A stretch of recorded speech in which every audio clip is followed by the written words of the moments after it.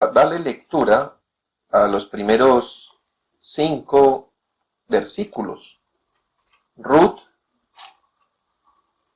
capítulo 1, y los primeros 5 versículos. Dice así la palabra del Señor.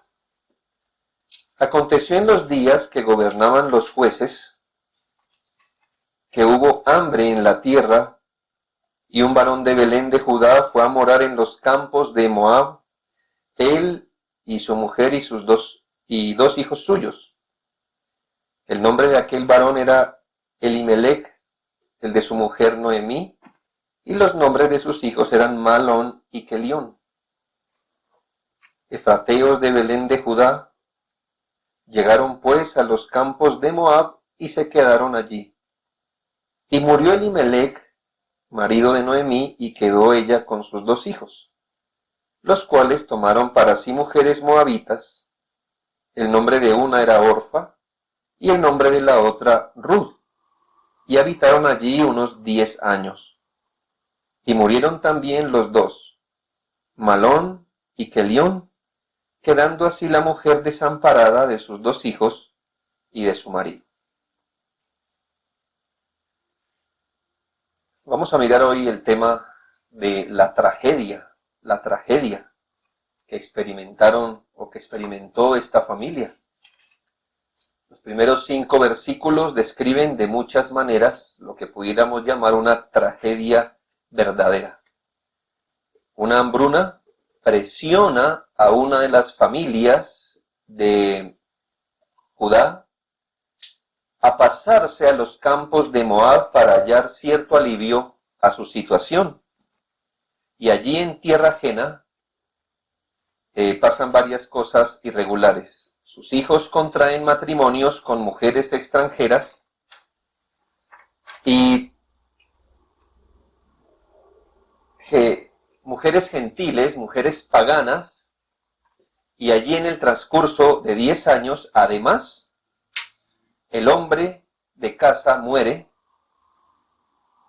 sin haberse remediado el asunto que los llevó allá. Porque como veremos, Noemí afirma haberse ido con las manos llenas y volverse con las manos vacías. Lo que quiere decir que el pan que quisieron encontrar allá, o el arreglo de su situación temporal, no lo encontraron. Pero también este hombre muere y los 2 hijos de esta mujer mueren sin dejar descendencia. Así que quedamos con 3 viudas desamparadas, sin haber remediado el asunto que al comienzo les llevó a Moab y abandonadas en este sentido. Nadie está exento de estas aflicciones y ningún creyente está exento ni siquiera de las peores aflicciones en el mundo temporal. Entiendo que a veces razonamos así, pero si soy hijo de Dios, no debería experimentar una tragedia, o no la mayor tragedia temporal, estamos hablando, pero usted puede corroborar en un texto así que sí, esto sí es posible. Oramos para que no, pedimos misericordia al Señor, pero nadie, ningún hijo de Dios está exento de vivir estos acontecimientos. En el caso de los hijos de Dios, que experimentamos aflicciones y podemos llegar a experimentar también tragedias, estas son usadas como una herramienta para que Dios cumpla sus propósitos buenos en nosotros. No es la única herramienta, pero es una de las herramientas que Él usa. Dios, dice la Biblia, no se deleita en afligir a nadie. Cuando Él proporciona un sufrimiento a sus hijos, no es señal de crueldad, sino de bondad. ¿Por qué? Porque cuando el Señor involucra a sus hijos en sufrimientos, está por un lado adelantando o interfiriendo, no dejando tranquilos a sus hijos en sus malos caminos, y por otro lado está promoviendo positivamente la santidad en ellos. Es decir, que con una aflicción Dios desanima el pecado y además promueve nuestra piedad. Lamentaciones 3, versículos 31 al 33, dice: porque el Señor no desecha para siempre, antes si aflige, también se compadece según la multitud de sus misericordias, porque no aflige ni entristece voluntariamente a los hijos de los hombres. En otras palabras, el Señor no aflige al azar, no aflige por gusto a los hijos de los hombres. Él tiene propósitos. Cuando hablamos de sus hijos, les recuerdo, y quiero ser muy claro, que esto aplica a los hijos de Dios, porque el no creyente sufre por otros motivos, pero los hijos de Dios, para estorbar su pecado, para tratar su pecado y por otro lado para promover la santidad en ellos.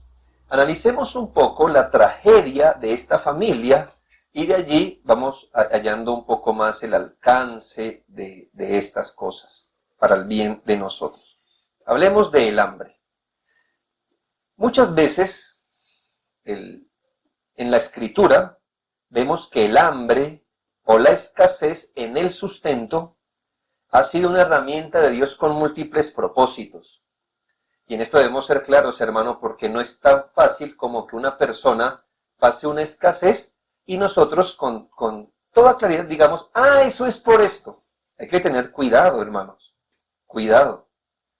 Porque el hambre, como les voy a comprobar, o la escasez de los recursos temporales, siendo una prueba, no siempre son dadas con el mismo propósito. Como le digo, hermano, nosotros nos sometemos a la providencia de Dios, pero interpretar la providencia de Dios ya es otra cosa, donde es muy difícil interpretar la providencia de Dios. Obviamente no estoy hablando de lo que es obvio ver, es decir, esta persona no trabaja, aguanta hambre. Entonces no podemos decir, no sabemos por qué está en hambre o en escasez. No. En este caso hay una relación directa entre una causa y un efecto. Pero hermanos, no necesariamente esto puede ser así y no podemos ser apresurados. Una persona cae en escasez, eso debe ser por... No, cuidado con eso. Pero la escasez, llámese escasez y hágalo un principio general, porque no solo escasea lo que está en la mesa. A veces escasea salud, por ejemplo, o hay escasez de muchas maneras, pero miremos que la escasez es una herramienta por medio de la cual Dios adelanta muchos de sus propósitos. Por ejemplo, en Deuteronomio 8, 2 y 3, Deuteronomio 8, 2 y 3, el Señor nos dice que la escasez, en este caso, fue un medio para guiar y probar a su pueblo. Note lo que dice la Escritura. Y te acordarás de todo el camino por donde te ha traído Jehová tu Dios estos 40 años en el desierto, para afligirte, para probarte, para saber lo que había en tu corazón, si habías de guardar o no sus mandamientos, y te afligió, y te hizo tener hambre, y te sustentó con maná, comida que no conocías tú ni tus padres la habían conocido, para hacerte saber que no solo de pan vivirá el hombre, mas de todo lo que sale de la boca de Jehová vivirá el hombre. Así que al menos aquí vemos 3 propósitos de la escasez o el hambre. Era un llamado a la obediencia, es decir, el Señor les dio o les envió hambre o escasez para ver si ellos bajo esa circunstancia seguirían sirviendo al Señor. Era una manera de probar su obediencia. Y es un buen revelador hasta el día de hoy. Mire cuántas personas, por ejemplo, optan por trabajar un día al Señor cuando no deben, ¿cierto? ¿Por qué? Porque les falta. A veces la escasez, usted no debe razonar así. El Señor me está llevando a trabajar el día del Señor por medio del hambre, no. Quizás la escasez sea para probar a ver si usted es obediente a Él. El segundo propósito en este texto, soy claro, en este texto, era un llamado a la valoración a valorar lo que Dios les había dado. Es decir, para que valoraran y dependieran de Él. Es decir, fueron dados a la escasez para hacerte saber que es la palabra de Dios quien te sustenta. Es decir, la escasez fue dada precisamente con el propósito de hacerle saber al pueblo qué era lo que realmente lo sustentaba. Y por último, la escasez aquí en este contexto era un revelador del estado de su corazón. Con esta providencia, el Señor quería revelarles o hacerles saber. Él lo sabe, Dios conoce nuestros corazones. Pero Él quería que ellos supieran lo que hay en el corazón, hermano, y las aflicciones cumplen ese propósito, ¿lo saben? Cuando uno no está siendo afligido, como que la vista de uno no sabe lo que hay en su propio corazón. Pero cuando uno es afligido, eso es un revelador, sale de adentro, ¿verdad? Sale de adentro y nosotros podemos y llegamos a ver qué es lo que hay en nuestro corazón. Por ejemplo, usted no puede decir, ay, mire que yo no soy quejumbroso, pero es solo en esta aflicción. No, la aflicción que hizo, revelar que usted era así. Usted no supo cuán desconfiado en Dios era hasta la aflicción. Usted creía que era creyente, pero resulta que no, la aflicción reveló. Mire que antes a los niños, en las campañas de limpieza dental, les daban una pastillita. Entonces le decían, mire, lávese los dientes, luego pásese la pastillita, una pastillita que uno mordía, ¿cierto? Y luego entonces uno se miraba los dientes y le aparecían los lugares donde uno no se había cepillado muy bien. Usted no puede decir que la pastilla puso ese color en sus dientes. Lo que hacía esa pastilla era revelar lo que ya estaba en sus dientes. Y entonces la aflicción aquí es usada con ese propósito. Las aflicciones no ponen nada en nuestro corazón. Las aflicciones no ponen amargura en el corazón, no ponen queja en nuestro corazón. Las aflicciones no ponen tristeza, desconfianza, ansiedad. Las aflicciones no ponen nada en nuestro corazón. Las aflicciones revelan lo que hay en el corazón. Ahora miremos Amós 4, 6 al 8. Solo quiero citar estos dos ejemplos porque iríamos por muchas escrituras. Amós 4, 6 al 8. Mire otro propósito de la falta de sustento. Os hice estar a diente limpio en todas vuestras ciudades. Una expresión complicada, ¿no? Amós 4, 6 al 8. Os hice estar a diente limpio. O sea, realmente una escasez en todas vuestras ciudades y hubo falta de pan en todos vuestros pueblos, mas no os volvisteis a mí, dice Jehová. También os detuve la lluvia 3 meses antes de la siega, e hice llover sobre una ciudad y sobre otra no hice llover. Sobre una parte llovió, y la parte sobre la cual no llovió se secó, y venían 2 o 3 ciudades a una ciudad para beber agua y no se saciaban. Con todo, no os volvisteis a mí, dice Jehová. Aquí es obvio cuál era el propósito de la escasez. Que el pueblo rebelde abandonara su pecado y se volviera por la fe en el Señor. Mire que la gente es dura, aun cuando el Señor las hiere, más desafiantes son con el Señor. Y algunas veces Dios envía una aflicción, una escasez, con el fin de exactamente ¿cuál? De que la gente se vuelva, diga, ¿será que eso está pasando por mi pecado? Porque yo puedo vivir una vida sin Dios y cuando Dios quita el sustento, entonces como que nos acordamos y nos volvemos a Él. No es la única manera como Dios usa la aflicción, pero es una de ellas. Gente se vuelve más dura bajo la aflicción. ¿No es eso un gran pecado? Y llegamos a Ruth, y aquí hay algo muy claro para nosotros, y es que, hermanos, y vamos a buscar Levítico 26. ¿Y por qué Levítico, hermanos? Porque es muy, muy claro ver por qué el pueblo de Israel en la época de los jueces estaba experimentando escasez. Le recuerdo que el Señor, antes de ingresar al pueblo, a la tierra prometida, les hizo unas advertencias, ¿no? Cuidado con la idolatría, cuidado de no emparentar con las naciones, cuidado, muchos cuidados, cuidado con el pecado, cuidado con todo. Porque si no, porque si dejan de observar esto, entonces también el Señor le dio una lista de cosas que iba a hacer. ¿Recuerda cuál es el dicho que más identifica la época de los jueces? En esa época no había rey en Israel y cada uno hacía lo que bien le parecía. Es decir, era precisamente lo máximo de la desobediencia. En Levítico 26, 14 al 16 y versículo 20, nos dice esto. Pero si no me oyereis, les recuerdo que esto está escrito años antes, décadas antes de la época de los jueces. Pero si no me oyereis, ni hiciereis todos estos mis mandamientos, y si desdeñareis mis decretos, y vuestra alma menospreciare mis estatutos, justo lo que pasó décadas después, no ejecutando todos mis mandamientos e invalidando mi pacto, yo también haré esto con vosotros. Enviaré sobre vosotros terror, extenuación y calentura, que consuman los ojos y atormenten el alma, y sembraréis en vano vuestra semilla, porque vuestros enemigos la comerán.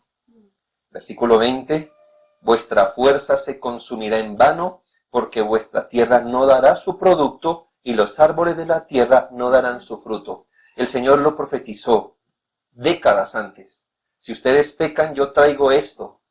Décadas después, en la época de los jueces, cuando se levanta una generación que no conocía al Señor ni las obras de sus manos, cuando todo el mundo vivía como le venía en gana, entonces, ¿qué ocurrió? Pues que Dios trajo exactamente lo que dijo que les traería. Aquí en este contexto de Ruth, el hambre y la escasez, el que la tierra no produjera, o el que aún produciendo era robada por naciones extranjeras, estaba relacionado con los tratos de Dios con su pueblo, reprendiéndolos, disciplinándolos. Yo sé, hermanos, que no siempre, no toda escasez es por disciplina, como le he comprobado por otros textos, pero aquí era un castigo o una disciplina. Lo que pasa es que si nosotros somos tan facilistas en decir, esta escasez viene por esto, entonces, vamos a exponer, por un pecado, usted no tiene es por un pecado, concluiríamos entonces que los que tienen no son pecaminosos.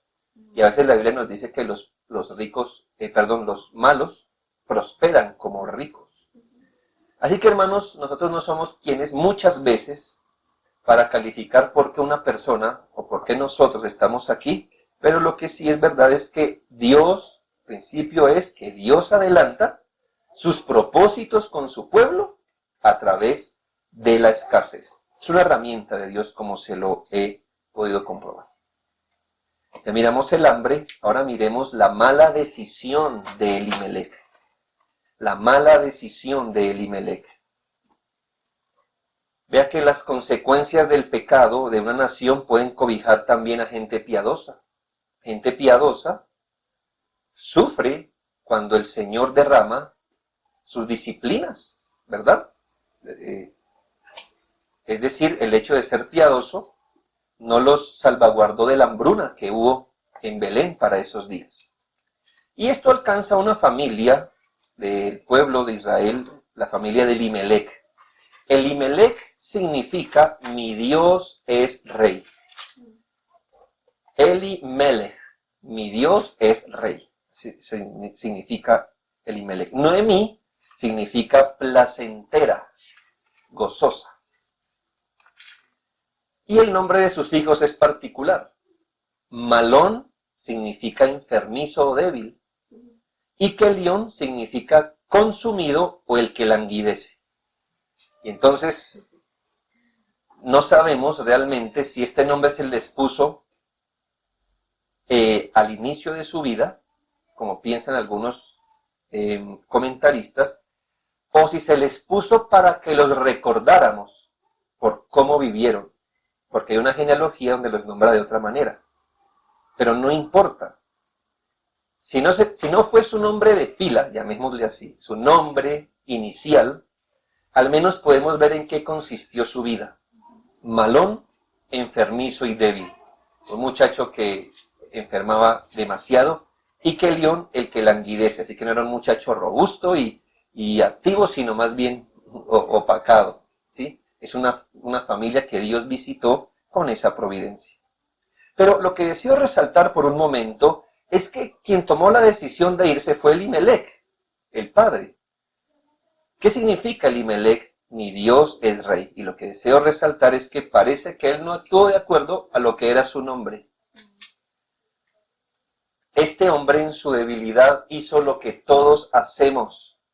Juzgó por la vista, por lo que vio más conveniente según el caso. Mire que es fácil razonar como Elimelec, porque todos lo hacemos.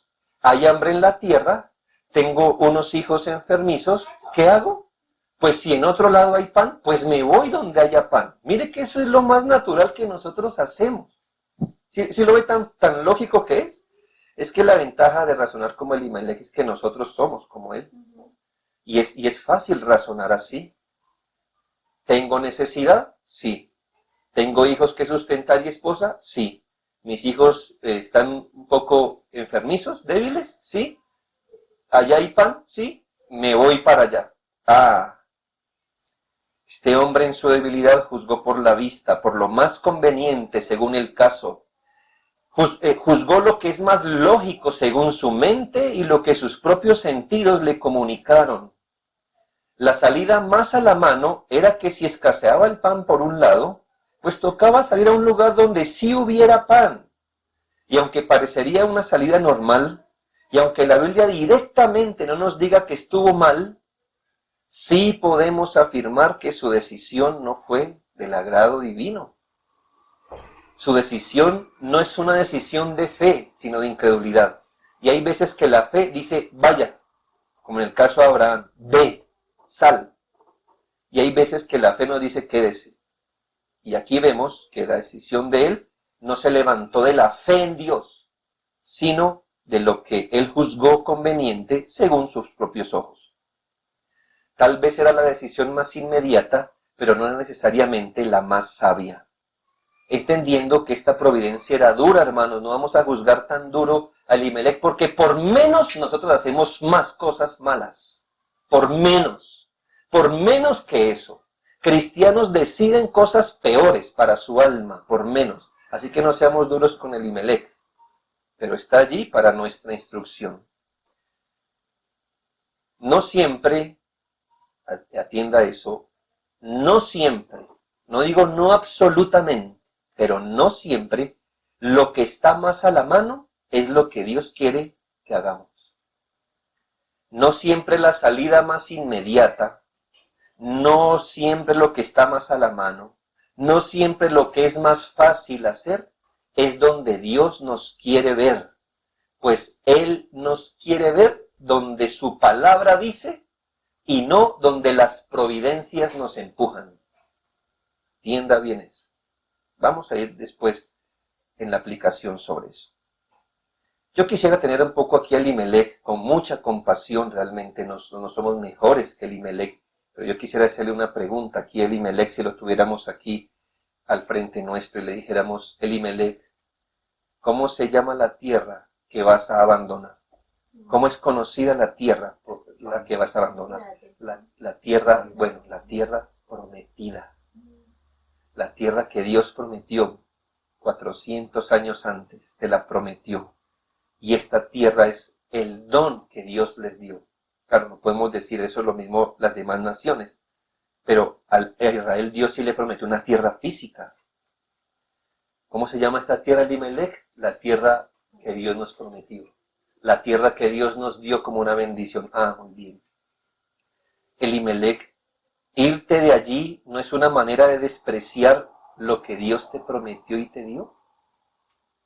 No pasa con las demás naciones, vuelvo y digo, no podemos razonar así los colombianos, por ejemplo, o los mexicanos, o los hermanos de Cuba. No. Porque Dios no nos prometió una tierra a nosotros. Realmente nos prometió a los creyentes una patria celestial. Pero en el caso del trato del pueblo de Israel, en su tiempo Él sí les prometió una tierra física. ¿Irse de allí no era una manera de despreciar lo que Dios les dio? ¿Acaso la tierra que Dios no les dio, como la tierra de Moab, esa sí era mejor? Eso hay que pensarlo. Yo le pregunto a Elimelech, ¿qué puede hacer Dios en Moab que no puede hacer en Belén? Es decir, ¿es Dios solamente en Moab, que puede dar pan en Moab y no puede dar pan en Belén? ¿Qué puede hacer Dios en Moab que no puede hacer en Belén? Y Elimelech, si has leído la ley y si sabes que esto vino por el pecado del pueblo, ¿por qué no arrepentirse en vez de huir? ¿Cuál es la solución? El que ha pecado, ¿qué debe hacer? Arrepentirse, no decir, he pecado, mire las consecuencias, huyo de la consecuencia, aunque siga en mi pecado. No, no, no, no, no. Si esto viene por el pecado, ¿por qué no arrepentirse, Elimelech? Ahora Elimelech, ¿por qué irse precisamente a esa nación enemiga que les oprime? ¿Por qué pasarse para hallar sustento a los enemigos de Dios, Elimelech? ¿Por qué no trasladarse a otra tribu en Israel? No estaba bien, completamente, pero ¿por qué no allí? Elimelech, ¿no sabes que al entrar a una tierra pagana, tú serás expuesto al paganismo y tus hijos solteros serán expuestos al paganismo? ¿No sabes que tus decisiones de irte al mundo, en un sentido, te van a exponer a ti y a tus hijos al mundo? Les recuerdo algo, hermanos, y es que fue en Moab donde reinó un hombre llamado Balac. Recuerda que Balac contrató a un profeta falso llamado Balaam. ¿Con qué propósito? Para que maldijera a Israel. Y entonces Elimelech se pasa a un pueblo que valoraba así a Israel.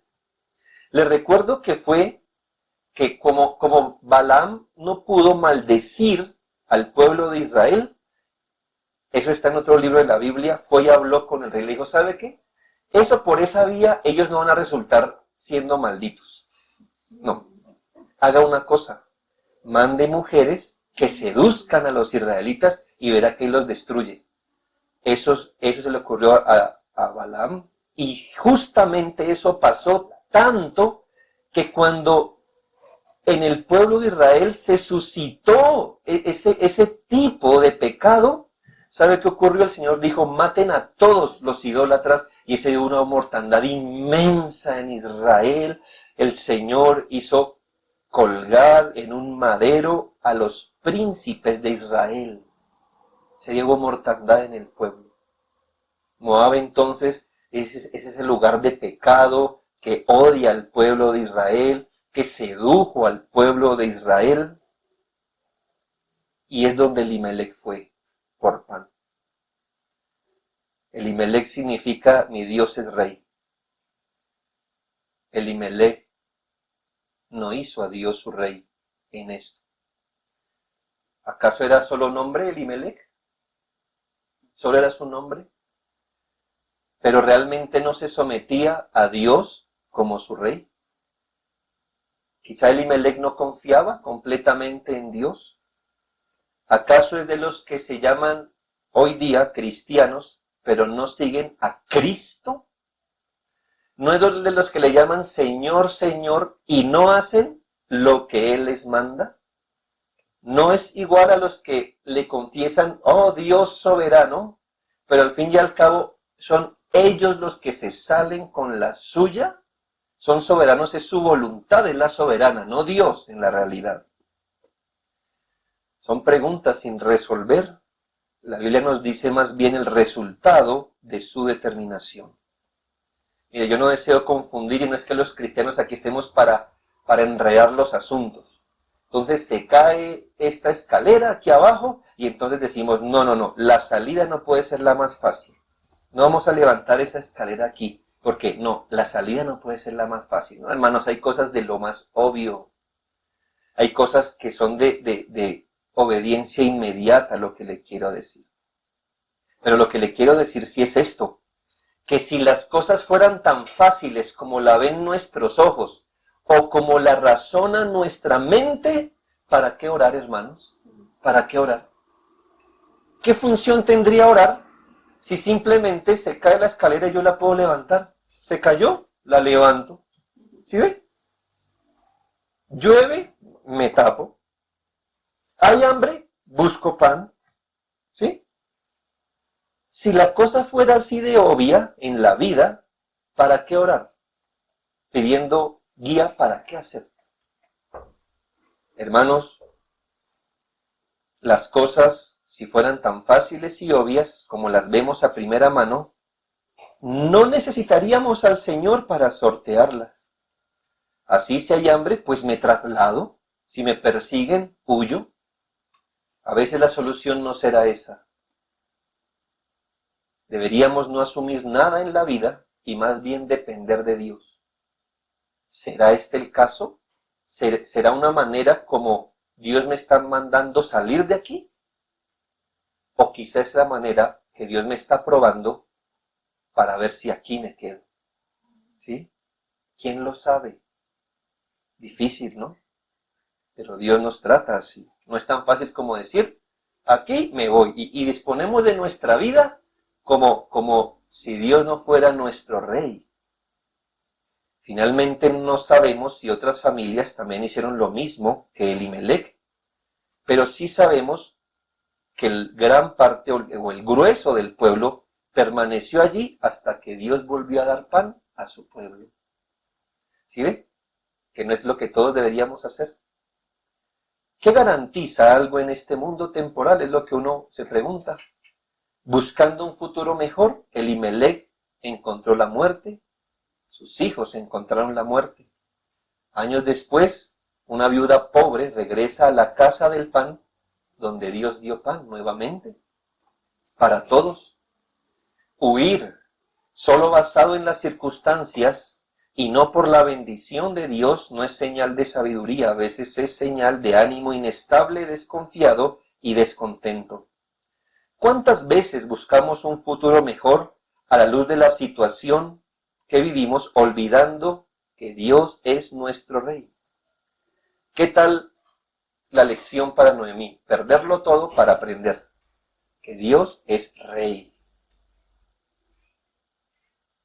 Pero hermanos, esta historia no se trata de esto, sino cómo la providencia desarrolló los planes redentores a través de eso. Gloria a Dios por eso. Miremos por último la pérdida total. Pérdida total. La familia extranjera en Moab expone a sus hijos a mujeres extranjeras. Ellos se casan con dos mujeres extranjeras idólatras. Malón se casa con Ruth y Kelión se casa con Orfa.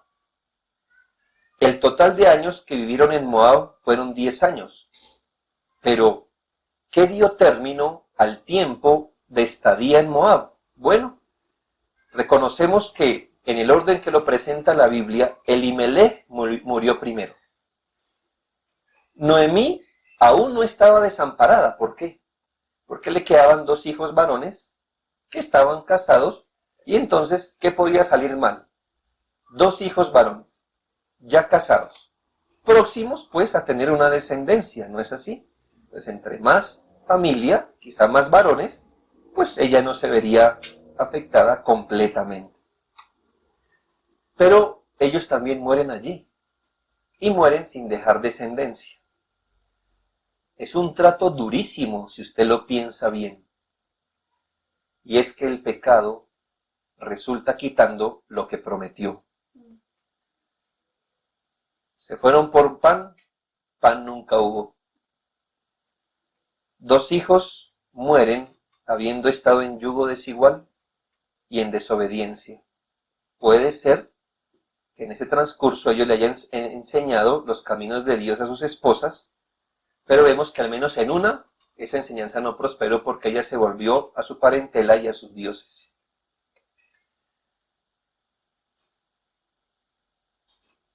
esta mujer queda sola con dos mujeres igualmente desamparadas. Esto parece como el truco de piense un número, súmele 5, réstele 2, luego quítele el número que pensó y yo le adivino su número. Esto es así. Bajo mi idea de conseguir el bien, le sumo esta bendición, le resto esto, le sumo esto, y al final el Señor me quita mi presupuesto inicial y me deja en nada. Jamás el Señor va a bendecir la incredulidad, jamás el Señor bendice la incredulidad. Jamás el Señor bendecirá el yugo desigual voluntario, es decir, aquel que se adquiere por voluntad propia. Jamás el Señor bendecirá las decisiones que tomamos sin consultar la Escritura y sin orar. Jamás el Señor va a bendecir lo que nosotros hacemos sin tener en perspectiva el bien de nuestra alma. Jamás, jamás. Así que si pensó en algún momento, al menos tendré pan, no tuvo, porque volvió con las manos vacías. Si pensó, al menos me quedan 2 varones que me sustenten, pues le fueron quitados. Noemí quedó desamparada de su marido y de sus hijos. ¿Y por qué se dice que quedó desamparada si tenía sus 2 nueras? Porque ellas también quedaron desamparadas de marido. Ellas no constituían ningún tipo de amparo en esta situación. Si hubiera querido pensar, al menos tengo parentela, le quedaron 2 mujeres en la misma condición suya y todo esto en tierra extranjera. Eran 3 viudas. Al menos 2 de ellas estaban en su tierra, Orfa y Ruth, pero Noemí era extranjera y ya entrada en años. ¿No debió pensar Noemí que si iba a sufrir, al menos por qué no sufrir entre los suyos? Y si iba a perecer, ¿por qué no perecer en la tierra que Dios le dio? Si esto hubiese pasado en su tierra, habría más posibilidad de no haber quedado desamparada como quedó. Pero aquí literalmente lo perdió todo. Y así lo afirma Noemí en el versículo 21. Yo me fui llena, pero Jehová me ha vuelto con las manos vacías. Pero aún en medio de esto, hermanos, he aquí, aún en medio de esta tragedia, corría secretamente la providencia de Dios. Unas cosas más complejas de la providencia, ¿sabe? Como se lo dije hace 8 días, que suena más el aire. Así. Es más ruidoso el aire que la providencia de Dios. La providencia de Dios corre de forma silenciosa y cuando uno espera, ¿dónde está Dios? Precisamente estaba moviéndose poderosamente y sabiamente a través de estos asuntos para llevar a cabo su plan redentor, para llevar a cabo el bien espiritual de Noemí y para mostrar su favor hacia Ruth. Dios obra en su providencia. Vamos sobre 5 enseñanzas básicas que espero le hayan sido obvias en la medida que hemos expuesto estos versículos. Primero, aprende de la providencia divina que no siempre la salida más inmediata y obvia es la correcta. Aprende, por favor, aprende de la providencia divina que no siempre, no digo no absolutamente, pero digo no siempre, la salida más inmediata y obvia que nos presenta la providencia es la salida correcta. Hermanos, no asumamos esto, que como la providencia viene de Dios, entonces todo lo que me guía la providencia es lo que debo hacer. No, nunca piense.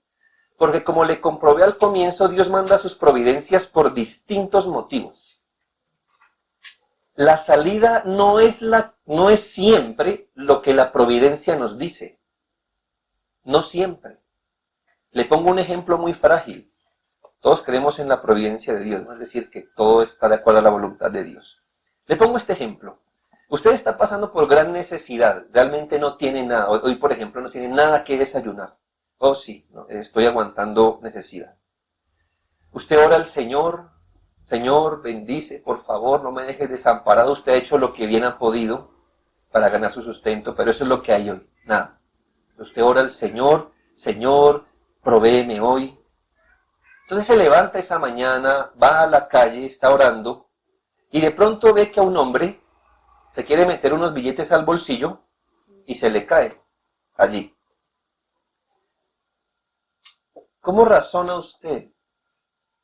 ¿Cómo razona usted? Yo espero que usted no razone así. Tengo necesidad, he orado, salí justamente a esta hora, a mi vecino se le cayeron 2 billetes, esa es la respuesta de Dios. Espero que no lo haga por el bien de su alma. No lo haga si Dios es su rey. ¿Por qué? ¿Va usted a interpretar eso? ¿Va a interpretar usted la providencia de Dios? Es decir, va a interpretar usted, Dios hizo esto con el fin de... Usted no puede decir que eso lo hizo Dios con el fin de sustentarlo a usted. Esté seguro que eso lo hace con el fin de probarlo, porque nunca es bueno pecar, nunca es bueno robar. Y si usted vio que eso se le cayó al vecino, ¿qué debe hacer usted en honor a la Biblia? Decirle, vecino, se le cayó esos billetes. La providencia divina es un ejercicio soberano, secreto y misterioso, que rige y encausa el rumbo general de nuestra vida, pero su palabra es la voz de Dios que rige y conduce nuestras acciones morales. Escuche bien, la providencia divina es un ejercicio soberano y misterioso por el cual Él encausa el rumbo general de nuestra vida. Ahí nos está encauzando, querámoslo o no, ahí estamos. Pero su palabra, la Biblia, es la voz de Dios que rige y conduce nuestras acciones morales. La Biblia es la base de nuestras determinaciones, el faro que guía nuestras decisiones, la lámpara a nuestro caminar, la antorcha que alumbra en lugar oscuro. No es la providencia, es la Biblia. Pero hermanos, esto es más fácil decirlo. Esto es más fácil tenerlo como un eslogan, ¿verdad? Sola escritura, que practicarlo. Sola escritura, amigo, se muestra cuando al vecino se le caen los billetes y usted está aguantando hambre y ha orado, pero esos billetes son del vecino. Ahí es sola escritura. No es Elimelech, no es llamarnos cristianos, sino tener a Dios como rey.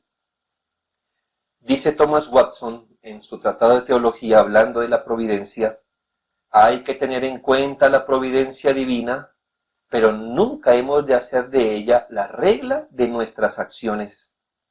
Es bueno prestar atención a la providencia, pero nunca debemos convertirla en regla para andar. La providencia divina como un diario de apuntes del cristiano, la providencia divina es como un diario de apuntes del cristiano, pero no es su Biblia. A veces en la providencia de Dios una mala causa prevalece y gana terreno, pero no debemos seguirla solo porque prevalezca. No podemos pensar bien de lo pecaminoso simplemente porque progrese. La providencia no es una regla que haya de dirigir nuestras acciones. Primero entonces, aprenda de la providencia divina, que no siempre la salida más inmediata y obvia que ella nos presenta es la correcta. Segundo, aprenda que jamás Dios bendecirá el pecado. Lo sabemos, ¿verdad? Sí, es obvio. Pero aprenda, por favor, que jamás Dios bendecirá el pecado. Mire, casi como una consecuencia del primer punto, debemos decir que jamás una salida pecaminosa será bendecida. Jamás, jamás. Nunca. Es un razonamiento obvio, pero muy costoso a la hora de aplicar. Mira el razonamiento de Deuteronomio 28, de Deuteronomio 29, perdón. Mira este razonamiento que está allí, a veces da risa, pero el Señor toma a veces nuestras propias palabras y nuestra forma de razonar para reprendernos. Deuteronomio 29, 18 y 19, dice el Señor, advirtiéndole al pueblo, no sea que haya entre vosotros, varón o mujer, o familia o tribu, cuyo corazón se aparte hoy de Jehová nuestro Dios, para ir a servir a los dioses de esas naciones. No sea que haya en medio de vosotros raíz que produzca hiel y ajenjo, es decir, ese corazón envenenado, recio ante Dios, y suceda que al oír las palabras de esta maldición, o sea, las palabras del Señor, Él se bendiga en su corazón, diciendo, tendré paz, aunque ande en la dureza de mi corazón, a fin de que con la embriaguez quite la sed. Nadie puede decir, sí, yo sé lo que Dios ha hecho en su palabra, pero mire, si Dios estuviera mal conmigo, mire, ya me hubiera destruido, yo hubiera acabado con mi familia. ¿Sí? Una persona, vamos a suponer, que una chica se casa en yugo desigual, sabiendo lo que la Biblia dice, y que dirá, bueno, está bien, yo sé que hice mal, pero si Dios estuviera mal conmigo, entonces ya mi hogar se hubiera destruido. ¿Por qué piensa así? ¿Acaso cuál es la guía? No es la providencia. Es la palabra, está mal, así su vida ande bien, así su matrimonio nunca se acabe, eso está mal y eso es pecado, hoy y siempre. Esta persona dice, tendré paz aunque ande en la dureza de mi corazón, a fin de que con la embriaguez quite la sed, es decir, tengo sed, tomaré vino, tengo más sed producida por el vino, entonces ¿qué hago? Tomo más vino a ver si me la quito. Hermano, es tonto pensar que el pecado algún día será bendición. Nunca piense eso. Nunca. Decisiones que debemos tomar a la luz de la moral bíblica, de la voluntad de Dios bíblicamente hablando, son tomadas con liviandad, porque decimos, tendremos paz, tendremos abundancia, aunque andemos en la dureza del corazón. Aprenda con el relato de Elimelech, Malón y Kelión y Noemí, que jamás Dios bendice el pecado. 3. Aprenda para el bien de su alma, para el bien de su alma, lo vano de confiar en las circunstancias y en las personas. Aprenda para el bien de su alma lo vano en hacer reposar su confianza en circunstancias o en las personas. Ay, hermano, nosotros los creyentes debemos ser lo más desconfiados, digo en un sentido general, no que a todos miremos así como con prevención, sino no poner nuestra esperanza, nuestra expectativa, como no hacernos en nuestra mente unas expectativas justamente apoyándonos en lo que es más frágil. Mire, persona dice, ay, si yo hiciera esto y empieza a eso, ¿verdad? Como la parábola, ¿no? De la persona que ahora tenía un cubo de leche, ¿verdad? Y entonces cargando el cubo de leche, entonces empezó a decir, si yo tomo esto y lo vendo, entonces ahora iré y tendré 2 cubos de leche, y si los vendo, entonces tendré 4, y ya iba en 50, ¿verdad? Cuando se tropezó, se cayó y se le regó la leche. Es una parábola, ¿no? De sentido común, pero hermanos, eso bíblicamente significa, o si lo hiciéramos, o si apoyáramos lo que acabo de decir bíblicamente, dijera, hermanos, qué cosa tan vana el asunto de confiar en una circunstancia. ¿Por qué le digo? En la casa del pan hubo falta de pan, imagínense. ¿Sí? Eso es como los hermanos, y con respeto y amor lo decimos, hermanos que huyeron de sus países por el hambre y que encuentren hambre en el lugar donde huyeron del hambre. ¿Sí, hermano? No hay nada más incierto que una circunstancia. ¿Quién pensó que huir del hambre de su país? Para muchos va a ser morir de hambre en país extranjero. ¿Qué es? ¿En qué podemos confiar? ¿En qué circunstancia? ¿Y sabe? En la casa del pan hubo falta de pan. Y luego hubo pan en la casa del pan. ¿Qué podemos agarrar con las manos y decir, no, esto sí es cierto? Aquí vea, hermanos. Así son las providencias misteriosas y usted no las puede predecir. ¿Quién iba a pensar hace 20 días que íbamos a estar así ahora? Hace 15 días o hace 20 días. Nunca íbamos a pensar que no íbamos a poder reunirnos como iglesia por un mes. ¿Quién lo iba a pensar? En Colombia.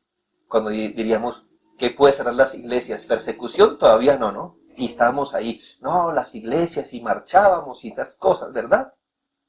¿Quién iba a pensar que en un momento todo iba a cambiar? ¿En qué nos confiamos? ¿Qué circunstancia? En un momento, hermanos, 3 varones mueren. En un momento Noemí queda sola. Ahora sí me irá bien.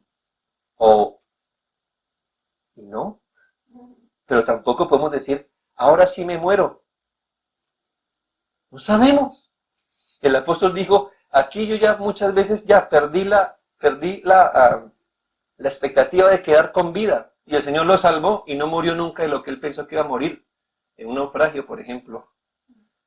No podemos decir, ahora sí me irá bien. Y usted puede decir, ahora sí me va mal. Les recuerdo, uno de los devocionales que escribí, Dios también está entre Cades y Shur. Cuando Abraham dijo, aquí no hay conocimiento de Dios, aquí me van a matar por mi esposa, justamente Dios le reveló al rey y fue bendecido en la tierra donde él dijo, no hay temor de Dios en este lugar. ¿En qué uno se apoya? ¿En qué exactamente se apoya? Uno encuentra bendición donde se supone que no, y encuentra mal donde se supone que iba bien. Lo vano de confiar en las circunstancias y en las personas. Nada de esto es firme a menos que Dios quiera. Dios puede sustentar a una familia en la casa del pan, donde falta el pan, y puede hacer escasez en Moab, si así lo quiere. Punto. Así es Dios.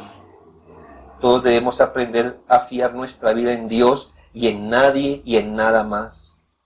Le recuerdo que la riqueza de Job en un día se acabó. En un día. Amaneció rico. Se acostó enfermo y se acostó pobre y enfermo, lo que le quiero decir. Un día bastó para que un preso semita pasara de ser esclavo y preso al segundo al mando de la potencia egipcia. Levantarse como un esclavo y acostarse como señor de Egipto. En un día. Bastó un solo día para que se decretara que la gente no podía invocar ningún señor o Dios que no fuera Darío. En un día le cambió la religión a la libertad religiosa a Daniel.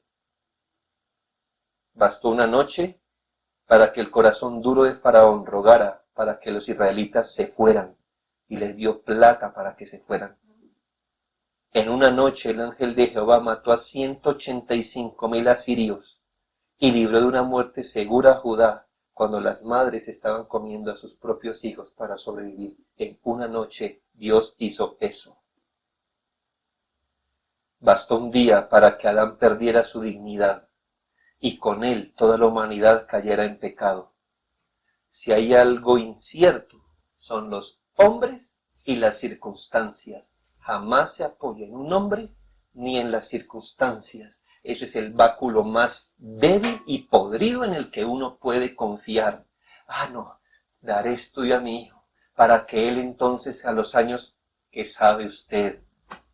Trabajaré hasta que me pensione y ahora sí serviré al Señor. ¿Qué sabe de eso? Hombre insensato, ¿no sabes que esta noche morirás? Por eso Santiago 4, 13 al 15, Santiago 4, 13 al 15 dice, vamos ahora los que decís, hoy y mañana iremos a tal ciudad y estaremos allí un año y traficaremos y ganaremos, cuando no sabéis lo que será mañana. Creo que las iglesias en el mundo diremos amén a eso. Nunca pensamos lo que traería el mañana. Porque ¿qué es vuestra vida? Ciertamente es neblina que se aparece por un poco de tiempo y luego se desvanece. En lugar de lo cual deberíais decir, si el Señor quiere, pero esta no es una frase de cliché de los cristianos, si Dios quiere, eso no ni lo pensamos a veces, pero es de verdad decir, si el Señor quiere, viviremos y haremos esto o aquello. Cuarto, aprecie por favor el valor de la fe en la vida cristiana y en los momentos de crisis.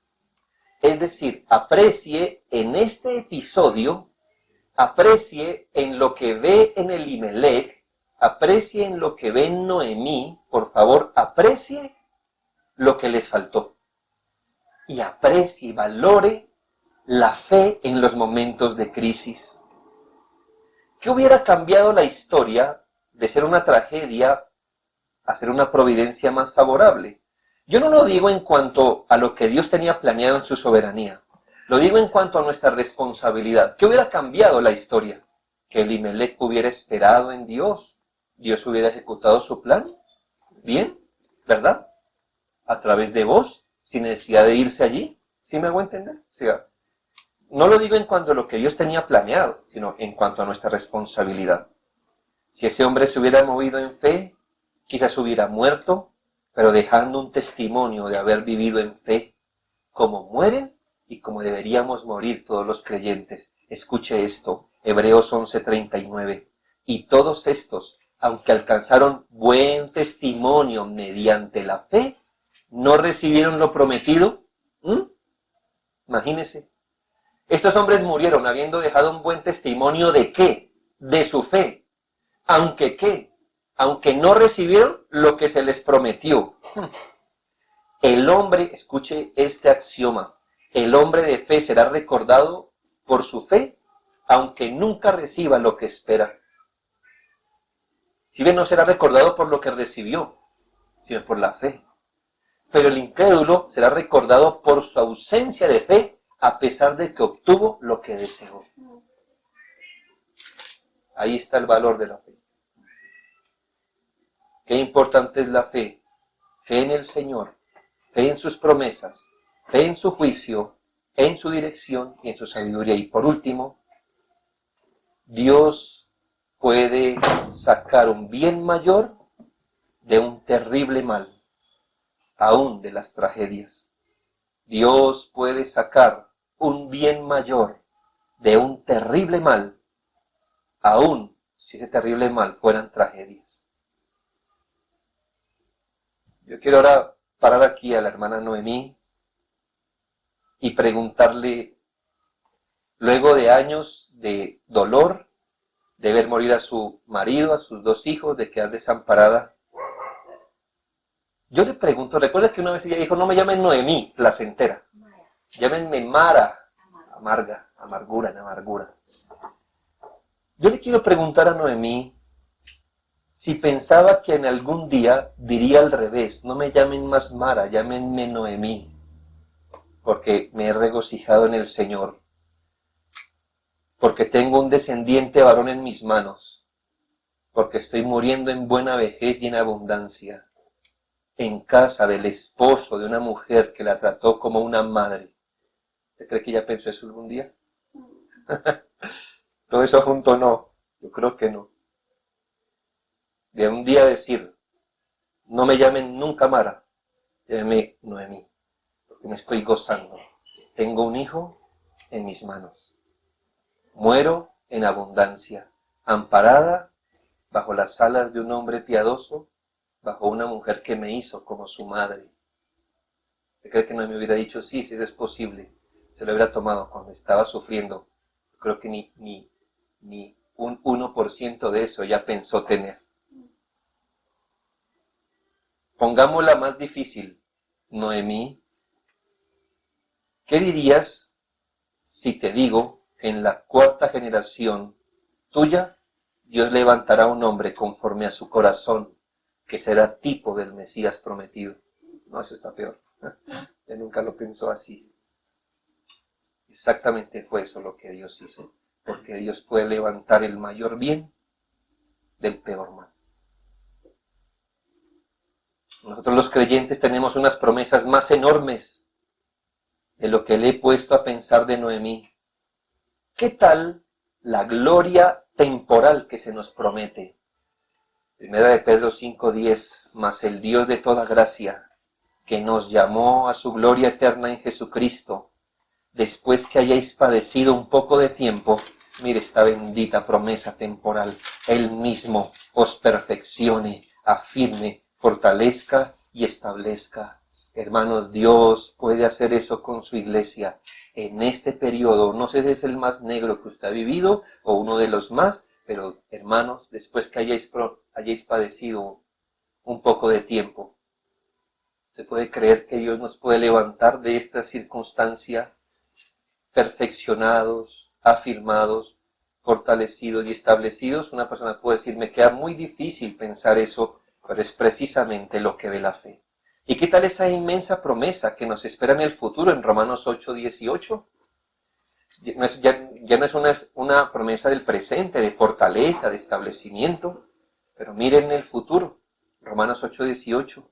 Pues tengo por cierto que las aflicciones del tiempo presente no son comparables con la gloria venidera que en nosotros ha de manifestarse. ¿Y qué? Si la pandemia es el medio por el cual Dios llamará a muchos de nosotros al reino de Dios, piense esto. La aflicción del tiempo presente nunca se puede comparar con la gloria venidera que en nosotros ha de manifestarse. Yo termino con esto. Dios sacó el mayor bien del peor mal. ¿Cuál es? De la muerte del autor de la vida, sacó salvación para los peores pecadores. El autor de la vida muere. Y cuando murió, se levantó salvación para los pecadores. Y todo esto para gloria de Dios. En la hora más negra, cuando Satanás pareció ganar, el mundo vencer. En esos 3 días de inmenso dolor y perturbación para los discípulos, el Señor estaba haciendo la obra de valor inmensurable, inconmensurable para la salvación del pecador. La soberanía de Dios asegura que su decreto se cumpla, y esto lo hace por medio del ejercicio perfecto de su gobierno y por la disposición de todas las cosas a la que le hemos llamado providencia. Aprendamos eso cuando leamos y repasemos el libro de Ruth. Oremos.